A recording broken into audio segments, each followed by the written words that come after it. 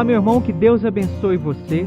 Hoje nós vamos falar sobre o quarto tema, que vai falar também de família, que é o celibato, que é uma grande forma e uma vocação muito bonita de abraçar a família.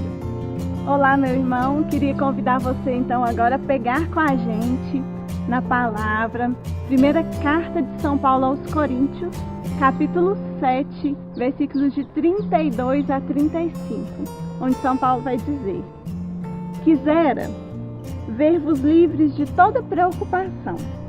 O solteiro cuida das coisas que são do Senhor, de como agradar ao Senhor. O casado preocupa-se com as coisas do mundo, procurando agradar a sua esposa.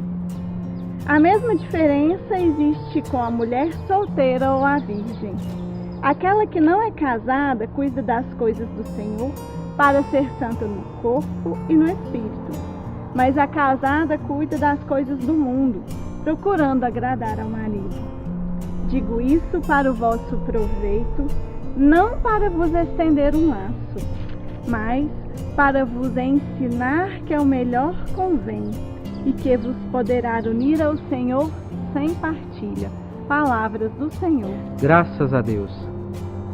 E aí, meus irmãos, é muito bonito a gente olhar para a vocação do celibato, como Paulo coloca aqui. No outro vídeo a gente disse que o matrimônio, ele é essa seta que aponta para o céu. Ele é esse ícone que vai testemunhar para a igreja sobre a realidade do amor de Jesus com a igreja, sobre as núpcias do Cordeiro. Agora, o celibato, se o matrimônio é essa seta, é esse ícone, o celibato, ele antecipa a vivência da realidade do céu. Ele vive aqui, o celibatário, ele vive aqui nesse tempo, nesse mundo, nessa realidade, como que uma antecipação daquela realidade que viveremos no céu. Em uma conversa com os fariseus, no Evangelho, Jesus diz para eles que no céu os homens e as mulheres não se casarão nem se darão em casamento. Essa realidade do céu é uma realidade de plena comunhão entre Deus e nós e entre os irmãos. E é isso que o celibatário é convidado a viver, essa plena comunhão com Deus na Santíssima Trindade e com os irmãos a partir dessa renúncia. Além de ser essa antecipação da nossa vivência futura no céu, é também uma vivência de família. A gente pode pensar, mas o celibatário tem uma família, ele vive uma família? Meu irmão, a vocação do celibato é tão bonita, que ele abre mão, o celibatário, ele abre mão de ter uma família biológica pequena, menor, para ter uma família espiritual muito maior. Olha só o exemplo do sacerdote. Ele abre mão de ser o pai de família, de ter uma esposa e filhos, para ser pai de toda a comunidade. Ele abre mão de viver um matrimônio para ser o esposo da igreja, para ser o esposo da sua paróquia e para ser pai de toda aquela comunidade. Ele abre mão de uma paternidade biológica para assumir uma paternidade espiritual de toda uma comunidade. Assim também é o religioso e a religiosa. Eles abrem mão de uma maternidade e uma paternidade biológica que seria pequena, um número pequeno de pessoas, para se doarem por inteiro.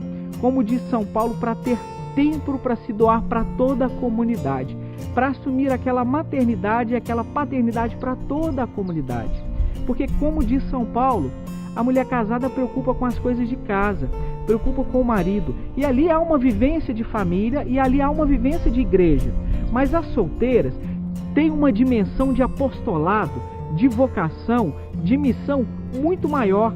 Ela tem menos preocupações com aquilo que vai passar, que é a família, que é terreno. Mas ela se lança naquilo que é espiritual, se lança naquilo que é eterno. E por isso, como a Isabela falou, ela já antecipa essa vivência do céu, essa realidade do céu. E aí pode surgir aquela pergunta: então qual das duas vocações é melhor?